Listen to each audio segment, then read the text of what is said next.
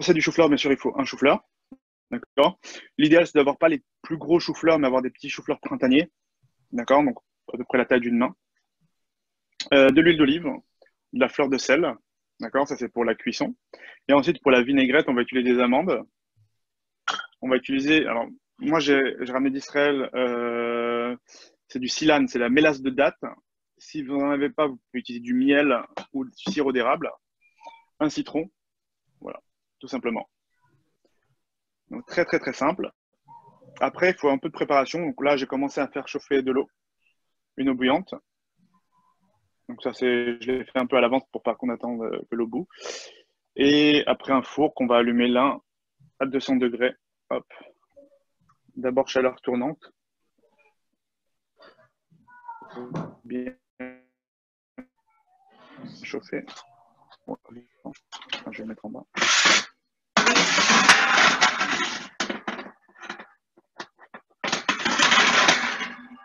Voilà. 200 degrés, ça fait... Ok, ok. Vous me dites quand on peut y aller. Et on peut commencer si tu veux. Ok, très bien. Donc, pour commencer, donc, ce que je disais, c'est une recette très simple. On va parler un petit peu de pas mal de choses qui sont liées après avec la recette, c'est-à-dire la vinaigrette, comment on fait une vinaigrette, c'est quoi une vinaigrette. Ça paraît simple, beaucoup de gens le savent, mais il y a des variantes, on peut toujours changer, modifier et améliorer. Donc, on va commencer par le chou-fleur. Alors, le chou-fleur, normalement, il arrive avec bien plus de feuillage autour. Donc, l'idée, c'est de le talonner, enlever le talon du chou-fleur. Donc, cette partie-là qui est la racine. Donc, en fait, j'ai coupé cette partie-là et on a enlevé l'excédent des feuilles. On a bien rincé notre chou-fleur. On a bien checké qu'il n'y a pas des trucs qui se cachent dans les feuilles. Voilà. Et on va le tremper. Pardon, attention, ça bouge un petit peu, je suis désolé.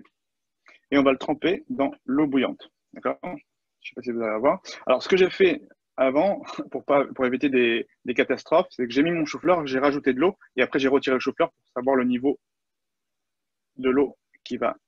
Voilà. Pour pas que ça déborde. Vous voyez, une fois que j'ai mis mon chou-fleur, l'eau a remonté à la surface, et du coup, ça évite que ça déborde. Mon chou-fleur, alors moi, c'est parce que j'ai pas beaucoup de casseroles à la maison. L'idéal, c'est d'avoir une belle marmite ou un plat en terre cuite que vous utilisez pour des bake-off ou un truc comme ça.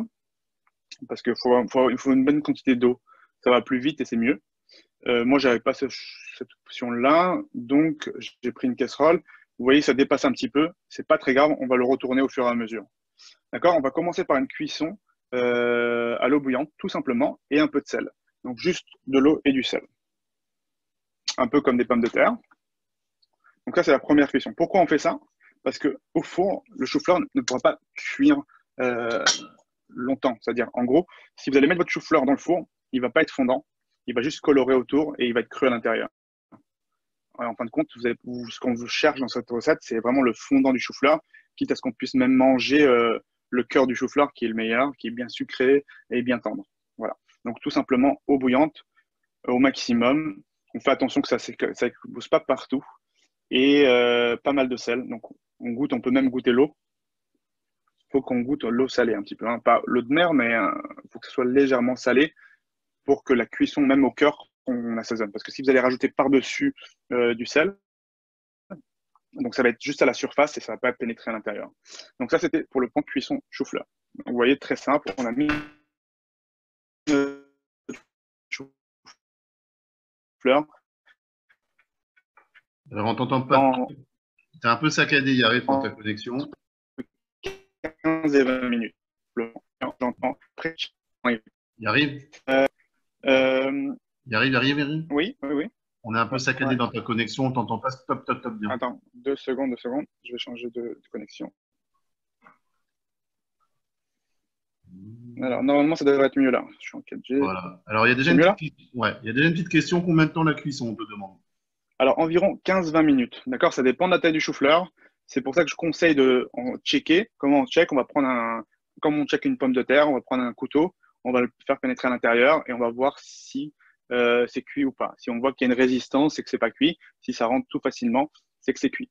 L'idée à la base, c'est de ne pas surcuire le chou-fleur. D'accord? Il faut garder ce côté un peu en cuisine, on dit al dente, c'est-à-dire légèrement croquant. Pourquoi? Parce que sinon, on peut tomber très rapidement dans la purée. et après ça s'effrite partout. C'est mangeable, mais c'est juste que c'est moins joli au niveau de la présentation et surtout au niveau de la coloration, ça va pas bien caraméliser parce qu'il y aura trop d'eau dans le produit. Voilà, ça c'était une petite parenthèse de cuisson. Mais n'hésitez pas, hein, si vous avez déjà essayé cette recette et que ça n'a pas bien marché, n'hésitez pas à poser des questions, je vous dirai pourquoi ça n'a pas marché. Voilà, on va passer à la vinaigrette. La vinaigrette, c'est un assaisonnement, d'accord? On appelle ça une sauce émulsionnée parce qu'on va mélanger en fin de compte de l'huile avec une matière aqueuse. Là, ce sera le jus de citron. D'accord? On sait très bien que le jus de citron et l'huile ne se mélangent pas. Et pour mélanger, faut un liant. D'accord? Normalement, dans les vinaigrettes classiques, on va utiliser de la moutarde. D'accord? L'idée, c'est qu'on veut un truc légèrement sucré-salé. Hein, on veut allier un peu ce côté salé qui amène dans le chou-fleur et dans les amandes et le casser avec du sucre. D'accord? Le sucre, ça peut être du miel, ça peut être du sirop d'érable, ça peut être là de la mélasse de date. Ça peut être plein d'ingrédients. Et c'est pour ça que je disais que la vinaigrette, c'est la meilleure façon d'apprendre la créativité. C'est-à-dire quand vous avez ces trois éléments de base, donc une matière grasse, une matière aqueuse et un liant, vous pouvez faire votre propre mélange. D'accord? Je donne un exemple tout simplement. Si par exemple, vous voulez une recette un peu plus asiatique, d'accord? Donc au lieu de prendre de l'huile d'olive, vous allez rajouter par exemple de l'huile de sésame. Si vous voulez une recette un peu plus agrume, moins acide, faites du jus d'orange à la place ou du jus de pamplemousse. D'accord? Et si vous voulez une autre saveur, donc, qui est matière, voilà, on peut rajouter par exemple du wasabi, si vous voulez un peu retourner vers l'Asie. Si on veut quelque chose d'un peu plus classique, on va mettre de la moutarde. On peut mettre la moutarde avec des grains, des moutardes sans grains.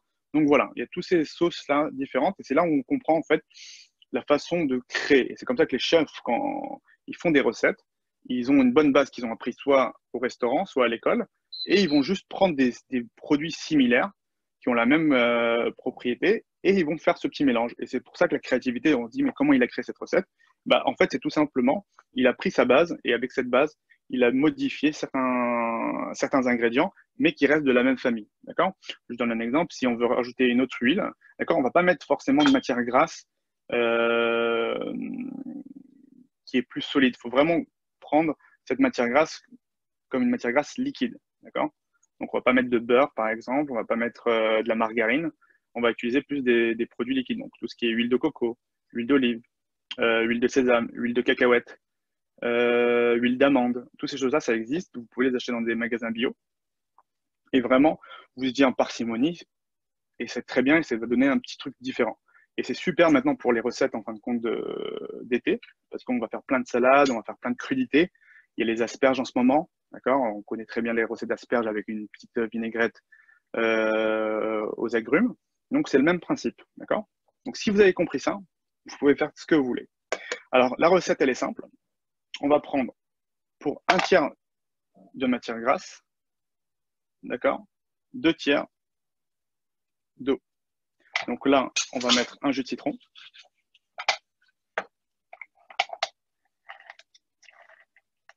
Je suis désolé, ça bouge, la caméra bouge en même temps que moi.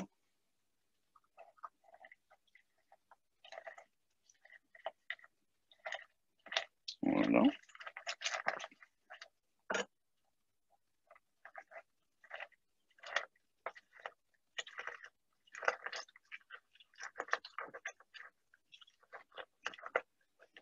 Alors, je vais vous montrer, je vais prendre un verre pour vous montrer un petit peu le dosage. Comme ça, vous allez comprendre. Ce n'est pas au gramme près, mais ça permet un peu de visualiser la quantité. Donc là, on va verser.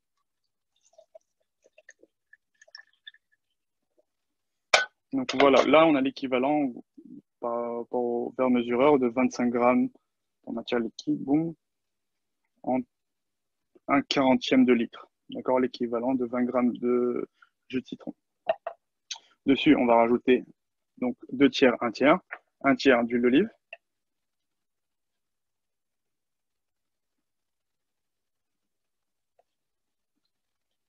Voilà. Donc bien sûr, ça ne se mélange pas. Je ne sais pas si vous arrivez bien à voir ou pas. Hop, voilà. Ensuite, on va prendre notre liant qui est aujourd'hui la mélasse de date. Je ne sais pas si vous connaissez ce produit. Alors en Israël, on l'utilise énormément maintenant. C'est devenu un peu à la mode. Donc par exemple, moi à la maison, si je fais un poulet rôti, je prends une cuillère à soupe et je badigeonne sur mon poulet rôti. Ça va donner une belle couleur bien dorée, bien colorée, parce que vous voyez, le produit, il est très, très, très noir. Donc ça va amener énormément de couleurs.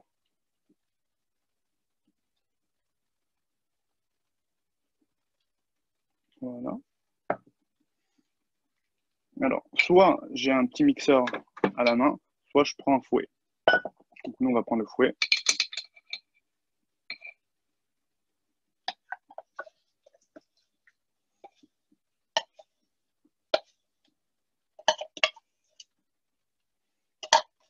Et on va commencer à mélanger tout ça.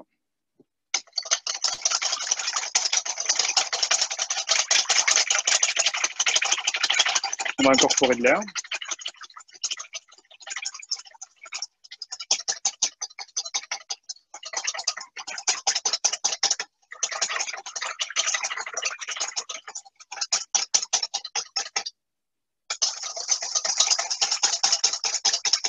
Voilà.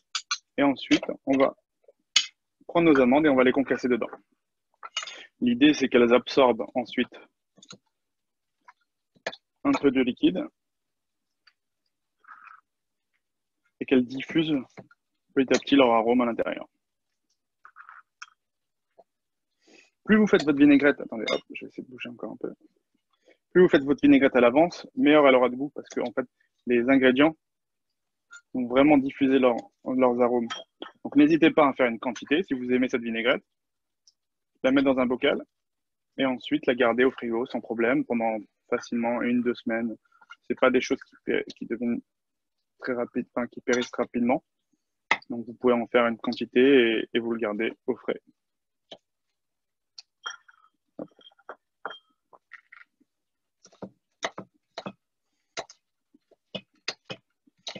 Ensuite, on va saler et poivrer, on va goûter la vinaigrette, toujours goûter une vinaigrette, d'accord? Et voir si c'est trop acide, on rajoute un peu d'huile d'olive. Si c'est trop gras, eh ben on rajoute du jus de citron, pardon. C'est pour ça qu'on va avec 1/3, 2/3 et après on va modifier parce qu'en fait chaque jus et chaque huile réagit un peu différemment.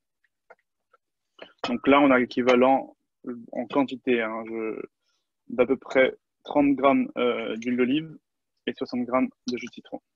Il y a une petite question, on demande si on est allergique aux oléagineux. Ouais, donc tout ce qui est frais à coque. Ben, normalement, les sésames, vous pouvez faire des sésames à la place, d'accord? À la place, par exemple, comment on appelle ça, du silane, enfin de sucre, on peut mettre la trina, donc pas de sésame. Et après, on rajoute des petites sésames. Après, voilà, c'est sûr que si on est allergique aux fruits à coque, on peut mettre autre chose. Hein. On n'est pas obligé de se focaliser dessus. On peut mettre, par exemple, à la place d'amandes, si j'ai des baies séchées, si j'ai des raisins secs ou de la canneberge séchée, ben, je peux mettre à la place, d'accord? Qu'est-ce que je vais utiliser à la place? Peut-être une petite confiture ou un coulis de fruits rouges, d'accord? Pour rappeler un petit peu le goût, l'acidité. On connaît que les fruits rouges ont une acidité naturelle. Donc, on va prendre une cuillère de fruits rouges, de purée de fruits rouges qu'on achète. L'idéal, c'est sans sucre. On va mettre de l'huile d'olive. On va rajouter un peu du citron pour donner un petit contraste d'acidité, renforcer un petit peu cette acidité. Et on va mettre dedans des fruits de préférence secs. D'accord? Après, on peut mettre des fruits frais aussi. Il n'y a pas de règle dessus. Hein. Même, moi, je faisais une recette dans un de mes restaurants. C'était des petits pois avec une vinaigrette aux fraises. D'accord? Je prenais des petits morceaux de fraises, donc les fraises qui ont légèrement une acidité pour donner ce goût acide. Je faisais un petit coulis de fraises avec. Et ensuite, je mettais l'huile d'olive, un peu de jus de citron, le coulis de fraises et des petits dés de fraises par-dessus. Et je mélangeais ça avec mes petits pois. Donc, ça paraît bizarre en soi, parce qu'on se dit, ah, il y a des fruits avec. Mais non, en fait, c'est un peu ce qui est un peu en ce moment en fait tendance, c'est qu'on va utiliser un peu les fruits comme un assaisonnement et par rapport à leur propriété un peu sucrée, mais aussi acide. Alors, pendant ce temps-là, pendant qu'on parlait, hop.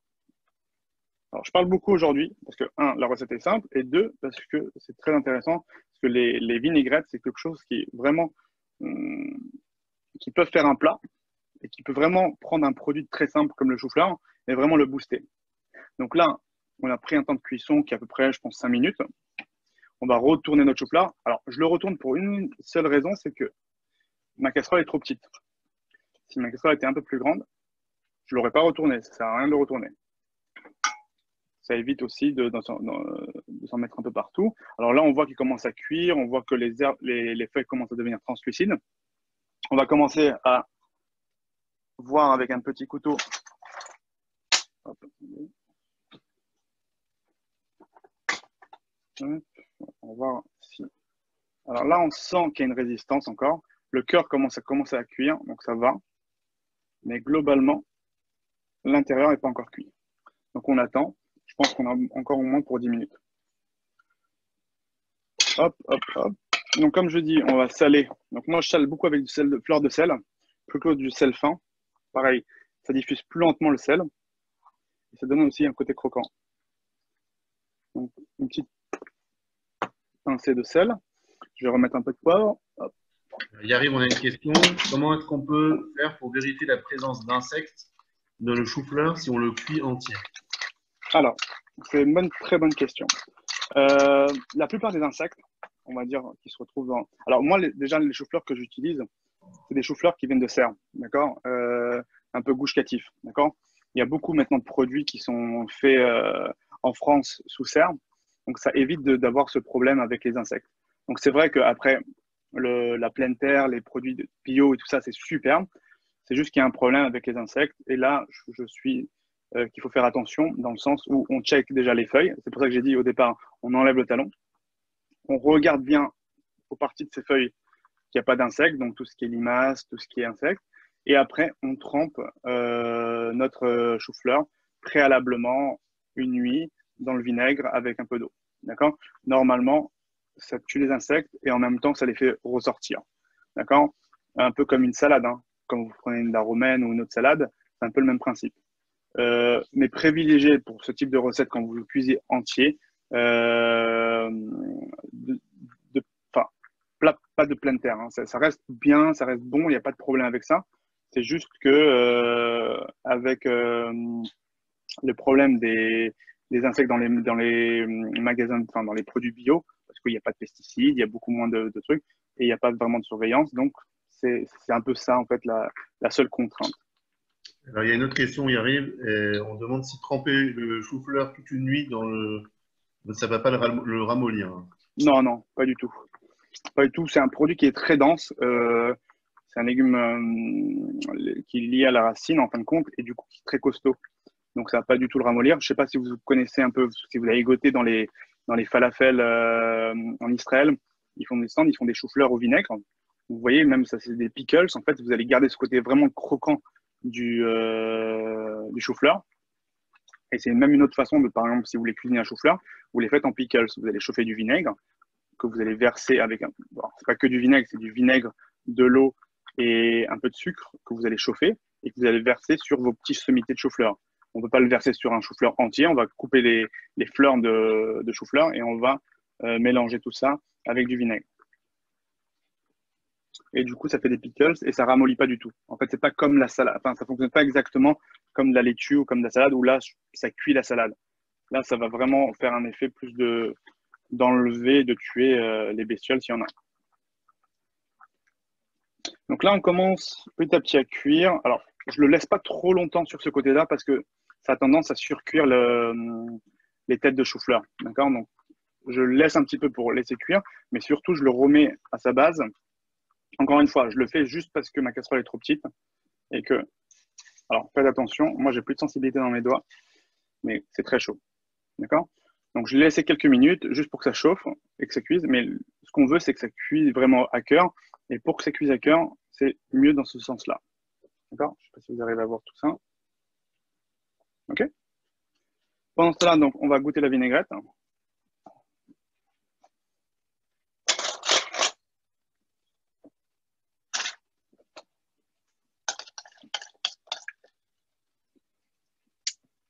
On est plutôt pas mal. D'accord? On a bien respecté les proportions.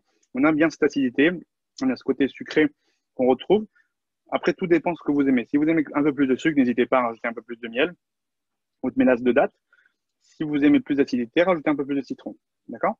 L'idée, c'est d'avoir vraiment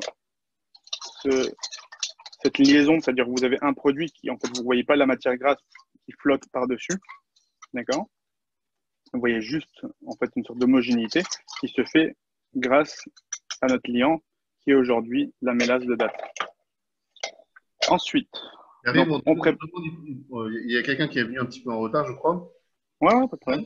qui demande il faut vraiment avoir le chou-fleur en entier dans l'eau bouillante, hein, salé. Hein. Alors, voilà, cette version-là permet vraiment, alors vous allez voir à la fin le résultat, permet d'avoir un produit qui est entier, d'accord, qui est convivial parce qu'en fait, on va poser sur la table le chou-fleur et tout le monde va se servir, d'accord. Un peu comme quand vous allez cuire, je sais pas moi, une pièce de viande entière, et derrière, vous allez le poser à table et chacun va se servir un petit peu voilà, comme un poulet rôti, hein, en fait. Donc, c'est vraiment pour son aspect, pour ce côté convivial. Et aussi, je vous donne un exemple. Si vous cuisez une pomme de terre dans de l'eau que vous coupez en petits dés, d'accord? Le produit va se gorger d'eau et forcément va perdre un peu de ses nutriments et aussi de sa saveur. Quand vous allez cuire une pomme de terre entière et surtout avec sa peau, le produit va être protégé de l'eau, d'accord? Donc, va moins diffuser ses arômes et ses nutriments. Et du coup, vous allez avoir un produit bien meilleur au niveau du goût. Donc, c'est pour ça que si on va cuire notre chou-fleur en petite tête, d'accord, ce qui est faisable, hein, on peut le cuire en petite tête et refaire le même principe. Vous allez avoir beaucoup, beaucoup, beaucoup moins de saveur. C'est juste par rapport à ça aussi. Hein. Super, merci. Voilà. Donc, on est pas mal. Là, je commence à être bien cuit. Je sens, en fait, je le vois, en fait, je sais pas si attends, je vais essayer de rapprocher la caméra. Hop. Alors, l'aspect est un peu translucide. Je sais pas, il est moins blanc que le chou-fleur classique. Le couteau rend, voilà, vous voyez, il n'y a pas eu de résistance. Je l'ai mis au milieu. Alors, je le mets bien au milieu et j'ai pas vraiment de résistance. C'est léger en sous-cuit. C'est-à-dire que quand je vais le goûter, alors si vous voulez goûter les premières fois pour voir, vous pouvez goûter.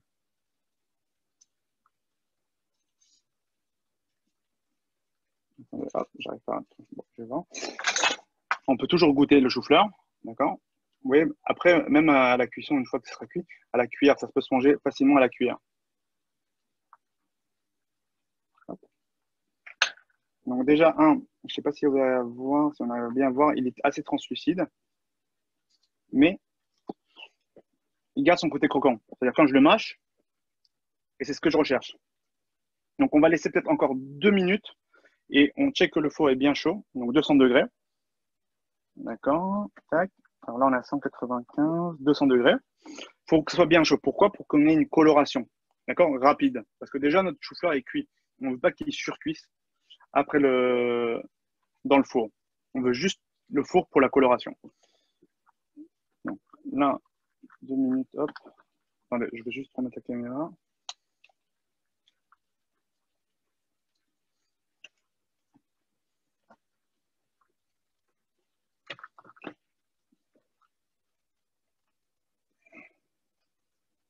On fait attention, on égoutte bien et on le pose sur un Pyrex. Ouais. Et là, on va lui faire un petit massage avec de l'huile d'olive. Ouais, vous avez bien entendu un petit massage. Alors, l'idée, c'est de. Le chef Hachani aime bien traiter ses légumes comme des êtres vivants. Il arrive, rassure-nous, les feuilles, on les mange du chou-fleur? Bien sûr. D'accord. Alors, il y a deux choses. Qu'est-ce qui va se passer? Les choux-fleurs vont brûler. D'accord? Ces feuilles-là, vous allez voir, elles vont brûler.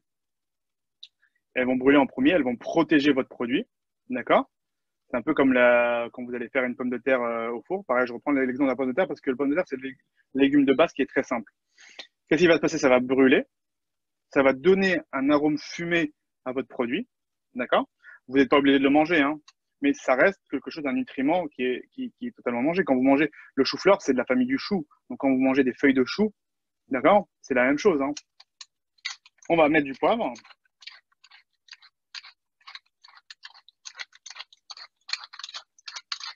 Et on va mettre du sel, de la fleur de sel. Alors, je privilégie toujours la fleur de sel, jamais du sel fin. Parce que le sel fin a tendance à sursaler. D'accord? Donc là, on dirait qu'on en met beaucoup, mais il faut penser que ça va encore une fois se diffuser, ça va pénétrer un peu à l'intérieur. Voilà. Et aussi, le sel, la fleur de sel, ce qu'elle va faire, elle va absorber beaucoup plus d'humidité. d'accord? Parce qu'on sait très bien que le sel absorbe l'humidité. Donc, elle va absorber plus d'humidité, donc la coloration va être beaucoup plus simple et beaucoup plus rapide. D'accord? Donc, vous voyez, on a mis juste l'huile d'olive. Donc, l'huile d'olive, bien sûr, est rentrée à l'intérieur. Alors, j'en mets pas non plus avec abondance parce que j'ai pas envie que ce soit trop gras. Et surtout, quand je vais mettre ça au four, j'ai pas envie que la matière grasse brûle et qu'il y ait plein de fumée partout. Donc, vous voyez, hop, on a juste mis ça. Et hop, et on y va au four pendant, pareil, une quinzaine de minutes.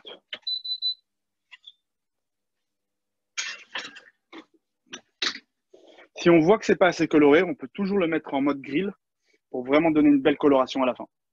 D'accord? N'hésitez pas, si vous avez un feu très fort, très puissant, on peut même baisser un petit peu la température. Tout dépend de votre four. Moi, je sais qu'il n'est pas super puissant, donc je l'ai même monté à 210 degrés.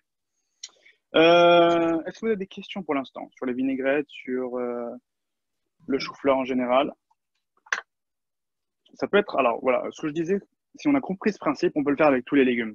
Demain, si vous voulez des courgettes, par exemple, vous faites le même principe. Vous prenez des courgettes, vous les taillez en deux dans la longueur, vous les trempez, alors beaucoup moins vite, ça cuit beaucoup plus vite, donc quelques secondes dans l'eau bouillante, d'accord, environ 1-2 minutes dans l'eau bouillante. On les pose, on met de l'huile d'olive, du sel, du poivre, et on met au four à 200 degrés et on colore, d'accord?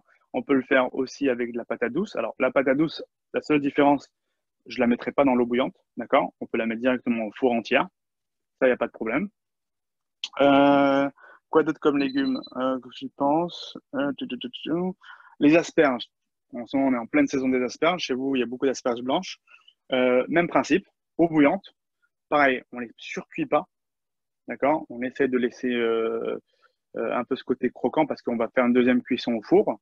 D'accord? Donc, pareil, normalement, si vous les cuisez, je ne sais pas moi, 5-10 minutes au maximum, peut-être que vous les faites 3-4 minutes. D'accord? Vous checkez, vous goûtez. Et ensuite, vous les mettez au four. Pareil, huile d'olive. Voilà. N'hésitez pas. Alors, le seul truc que je donne un conseil quand vous me faites des légumes, ne les tassez pas. C'est-à-dire, si vous faites pour une famille, vous faites par exemple une vingtaine d'asperges ou 3-4 courgettes en l'occurrence, ne les tassez pas parce que forcément, celles qui sont en dessous vont pas colorer. Donc, n'hésitez pas à prendre soit un plat plus grand, d'accord, soit éventuellement un feuille de papier sulfurisé que vous mettez autour sur une plaque et vous mettez vos asperges par-dessus. Voilà, tout simplement. Yari, on demande si tu peux redonner la recette de la vinaigrette, s'il te plaît. Alors, vinaigrette, j'ai mis, bon, encore une fois, un tiers, deux tiers. Ça veut dire quoi? Un tiers d'huile d'olive. Donc là, je donne un exemple 30 grammes d'huile d'olive pour 60 grammes de jus de citron. D'accord? Ensuite, on va mettre une cuillère à soupe de liant. Donc, liant, aujourd'hui, on a utilisé de la mélasse de date. D'accord? Et on va mettre des amandes, du sel et du poivre. C'est tout.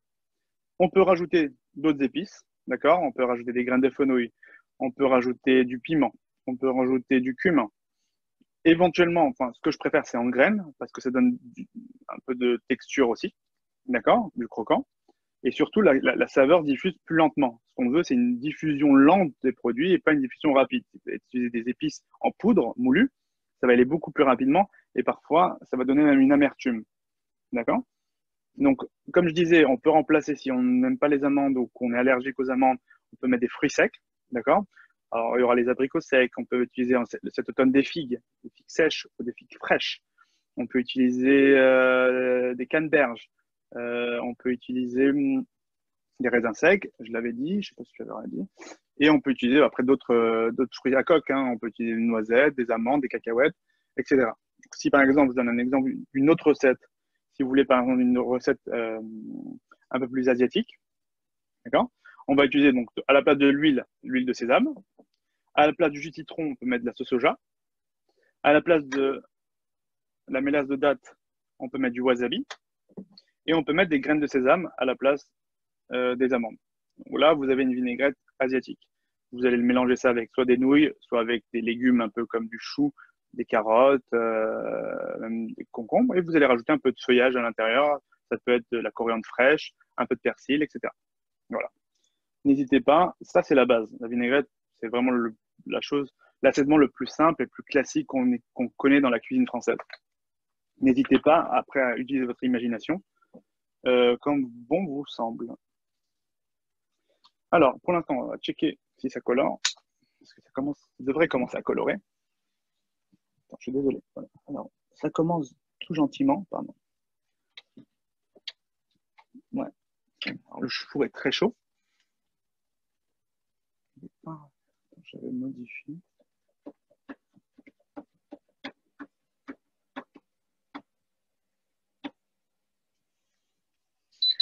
Voilà. En fait, j'avais mis en chaleur tournante et en fait, ça s'est modifié. Donc là, je l'ai remis en chaleur tournante. 215 degrés.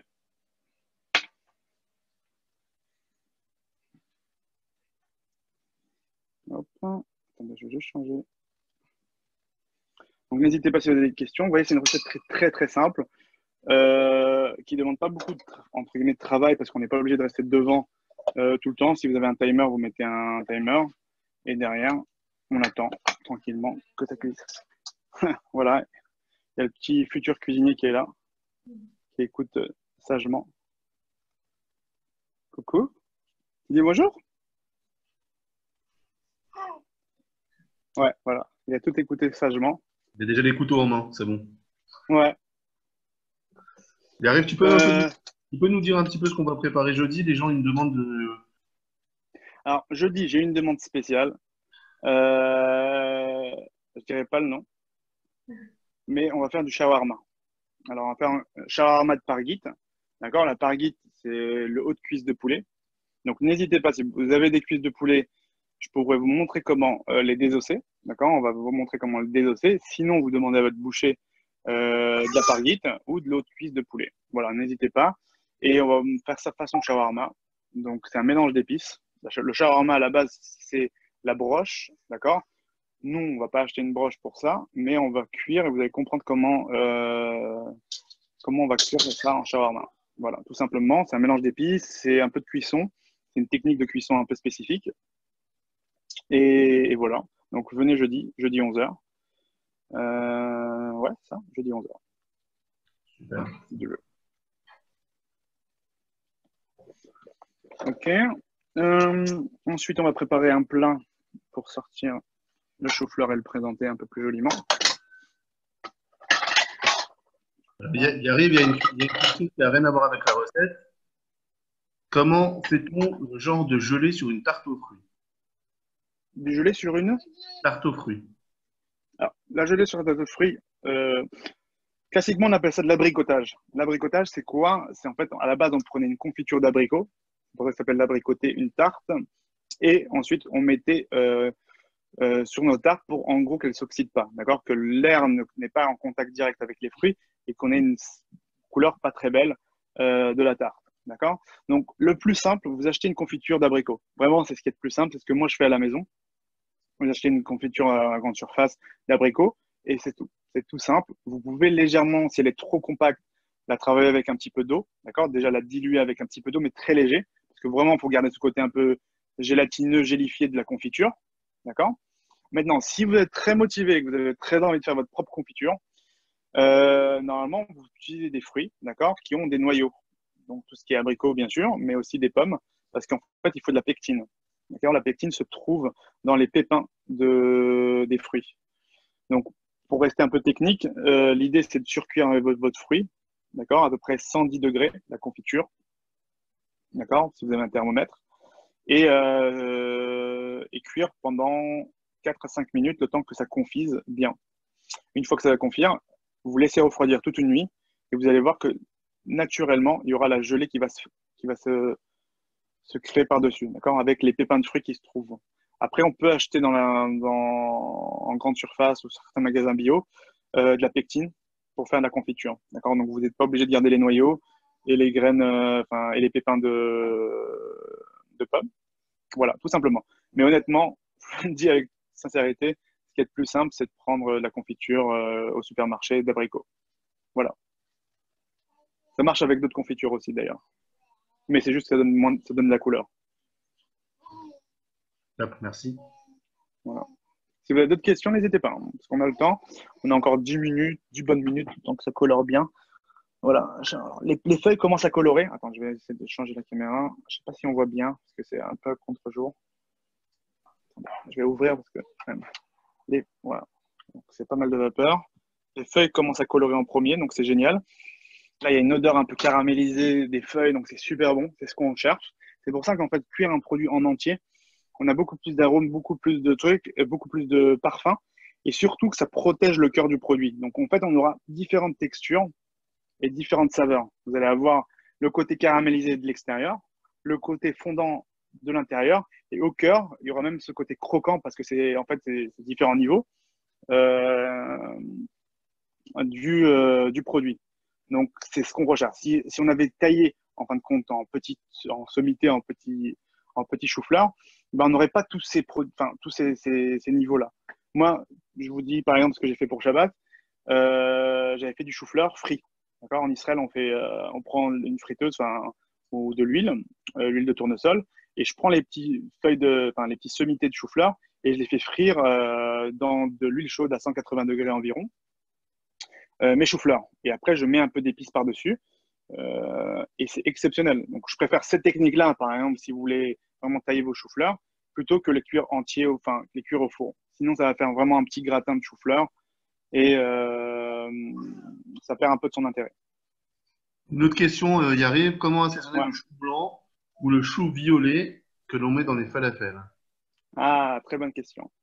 Alors, je vous donne un secret. Honnêtement, ça m'a pris. Alors, moi, quand je suis arrivé en France, j'ai appris la cuisine française. J'ai pas du tout appris la cuisine israélienne. Et je connaissais pas beaucoup de choses que je mangeais en Israël très simplement. Ben, je ne savais pas comment les faire. Donc, j'ai découvert qu'en fait, la meilleure façon, alors en Israël, encore une fois, il y a deux façons d'assaisonner Attends 2 secondes, j'ai un téléphone en même temps.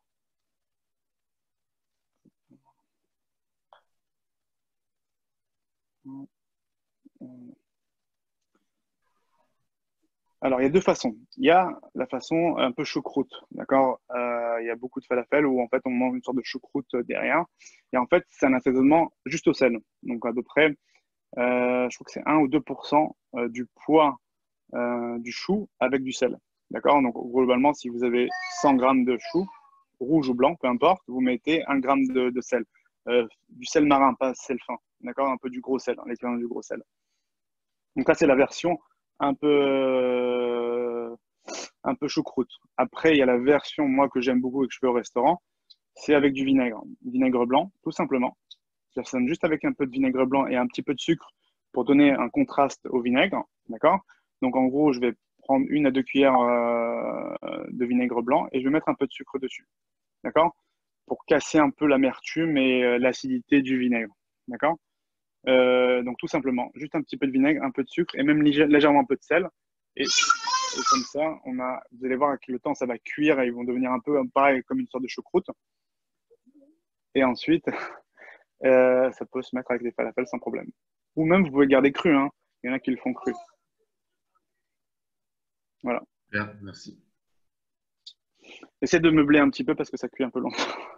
C'est moi qui dois meubler. Alors, le chou, Moi, je vais te comment dire ça que vient? moi et la cuisine et moi, ça fait 18. Ah, c'est pas mal 18. C'est high ça. C'est high, c'est déjà pas Ouais, mal. c'est pas mal. Alors, Écoute, dis-moi un petit peu, la cuisine, dites-moi un petit peu ce que tu fais comme dans ton restaurant, comme tous les plats un petit peu que tu proposes. alors ouais, chez Salatim, on a ouvert enfin, il y a 3 ans maintenant. J'avais envie d'ouvrir une cantine israélienne. Donc on fait vraiment ce qui est le plus simple. On appelle ça en hébreu Mitsedet Poalim, donc un peu les restaurants des ouvriers. Donc ça va être des plats très maison, enfin pas forcément avec une certaine originalité. Il y en a forcément un peu dans les plats, mais on va rester très simple. Donc on va faire des schnitzels, on va faire des boulettes de Shabbat, on va faire du shawarma, on va faire des cuisses de poulet rôti à la mélasse de date. On va faire des poivrons farcis, on va faire des courgettes farcies. Donc plein de plats comme ça, servis. Ça va, Eliot? Avec l'idée des salatimes, donc les salades israéliennes, donc qu'on accompagne un peu comme. En fait, j'avais envie de rappeler un peu les kémias qu'on mangeait euh, sur les repas de Shabbat, hein. Donc plein de petites salades qui accompagnent le plat. Donc ce sera euh, du houmous, ça va être du caviar d'aubergine, des caviars de poivron, des petits taboulés et avec du riz. D'accord, toujours un petit féculent à côté. Donc les gens mangent copieusement, bon, sainement, avec que des produits frais. On n'utilise que des produits frais. Alors, Et le menu change tous les jours. dis-nous où tu es Hmm. situé, comme ça les gens ils vont venir chez toi quand on pourra. Alors, on est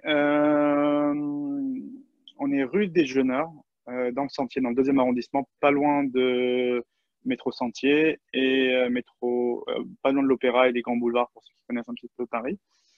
Euh, on va être très simplement, enfin, un cuisine. Alors, on reste, nous, ce qu'on voulait rester, c'est un peu dans l'esprit, on est tout cachère, on est fermé Shabbat, Yom Tov, tous les produits sont cachères, la viande et tout. On n'a pas de théoda, je le précise encore une fois, pas pour des raisons, enfin, c'est plus des raisons, pas pratiques, mais plus des raisons financières et des raisons aussi, par exemple, le chou-fleur, le consistoire ne me l'autorisait pas. Donc voilà, je le dis avec toute sincérité. Et il y a aussi un problème avec des herbes, les herbes fraîches. Les gens voulaient qu'il y ait soit des herbes surgelées. Et j'ai du mal à travailler avec des herbes surgelées. Voilà, ça c'est avec toute sincérité. On a ouvert aussi Mahafim, d'accord, là il y a 6 mois, qu'on a dû fermer rapidement à cause du corona, qui est une boulangerie israélienne. Et là, on est plus dans la cuisine halavi israélienne. C'est-à-dire, on va faire tout ce qui est. Alors, quand je dis halavi, c'est pas pizzeria ou restaurant de pâtes. On va faire donc déjà tout ce qui est pain, donc tout ce qui est. Ça va, Eliott? Ça va, il travaille. On va faire tout ce qui est pita, falafel, tout ce qui est produit, ben, les choux-fleurs rôtis, les produits de légumes de saison. On va faire beaucoup de salades, beaucoup de plats de poissons, d'accord? Beaucoup de poissons de saison, grillés. Voilà, tout simplement. On va faire aussi des produits, des risottos, des choses très simples qu'on n'a pas de façon forcément le temps de faire à la maison. Voilà, donc on est ouvert tous les jours, sauf bien sûr le samedi, et on fait un brunch le dimanche. Et celui-là, il est où? Vous êtes où là? Il est pareil, il est dans le Sentier, rue du Caire, mais un peu plus bas. Alors, vous voyez, hop, on commence à bien colorer. Attends, je vais juste voir parce qu'on commence un peu fumer, limite. Je vais baisser un peu le four. Ouais. Oui, j'ouvre la fenêtre. Vous voyez, commence à colorer. On va laisser encore un tout petit peu. Attends, je vais ouvrir la fenêtre parce qu'il y a un peu partout.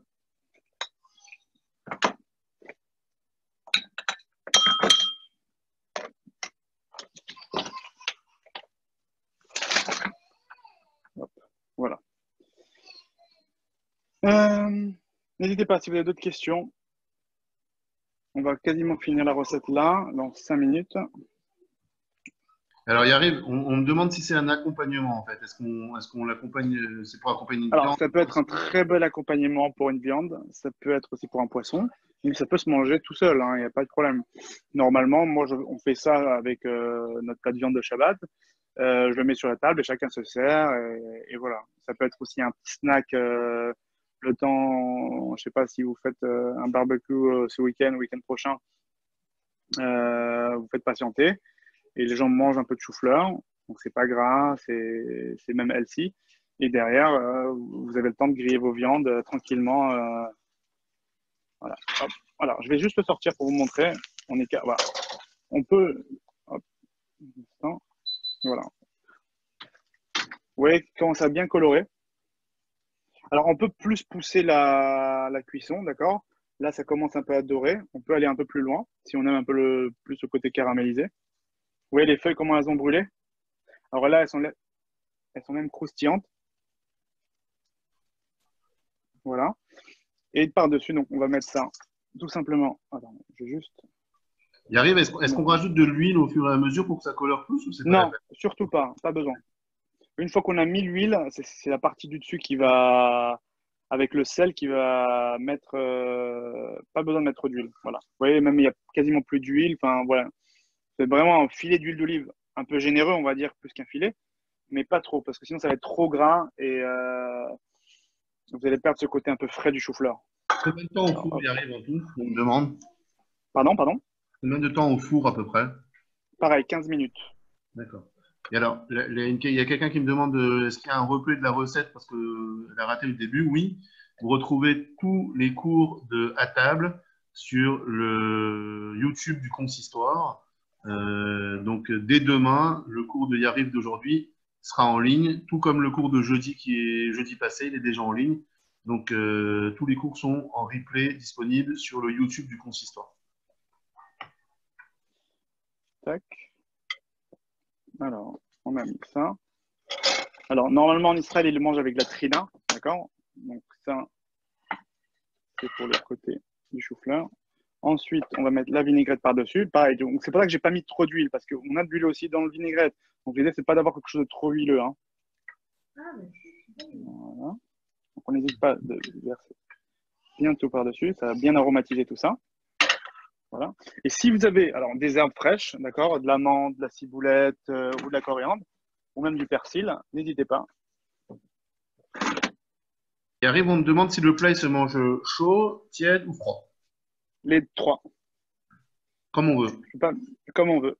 On peut faire sa version froide. Si on n'a pas tout mangé, on le taille et on fait une salade le lendemain. On peut le faire, on attend le temps que ça refroidisse. Ou si on est très impatient, on le mange très chaud. Voilà. Voilà, hop, et on prend et on met un peu d'herbe par-dessus. Voilà, tout simplement. Et en fait, comme je disais avec la recette de l'aubergine, c'est que toujours mettre les herbes à la fin pour que la chaleur du produit cuise les arômes et du coup qu'on n'ait pas une surcuisson. Voilà, vous voyez, on a comme ça, on a la fraîcheur, on garde la fraîcheur des herbes et on sent surtout les odeurs. Voilà, tout simplement. Je ne sais pas si vous allez voir, attends, je vais détacher. Ouais, chou-fleur. Et voilà, ça se mange à la cuillère tranquillement. Ouais, tellement c'est fondant que ça se casse tout seul en fait. Vous voyez à l'intérieur, ça reste. Parfait. Tu nous as mis l'eau à la bouche, mais toi tu manges, mais pas nous là. Moi j'ai mon déjeuner. Hein. N'hésitez pas à acheter des choux-fleurs au marché. Et voilà. Super. Merci beaucoup, Yariv. Je ne sais pas De si rien. quelqu'un voulait poser encore des questions dans le chat. Vous pouvez et on y répond de suite. Enfin, Yariv y répond, pas moi.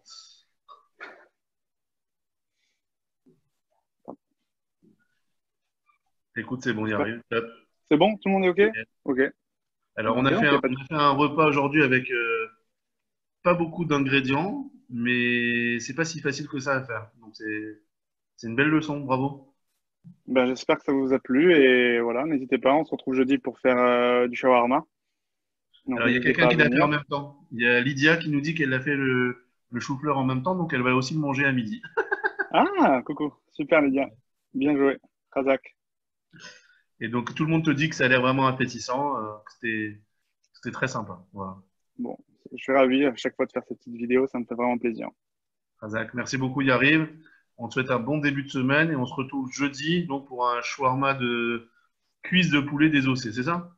Voilà, exactement. Shawarma de poulet. On fait ça. Top. Razak. Allez, à jeudi. Merci beaucoup. Ciao, ciao. Bon Ciao. dimanche. Ciao à Bon toi. dimanche. Ciao.